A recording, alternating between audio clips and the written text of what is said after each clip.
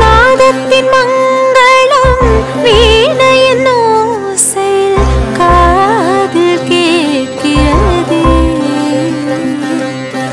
குடும்பத்தின் மங்களம் அனுதினம் வாழ்விலே சாரதாசின் ஆடையில் தோன்றுதே.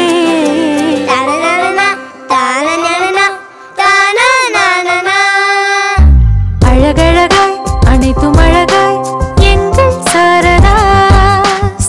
அலையலையாய் எதிலும் புதிதாய் என்றும் சாரதாஸ். மனதினில் இன்பம் கூடி உன்னாலே அணிந்தால் தோன்றுமே. கனவில் நின்று கவி பாடும் பட்டின் உலகமே.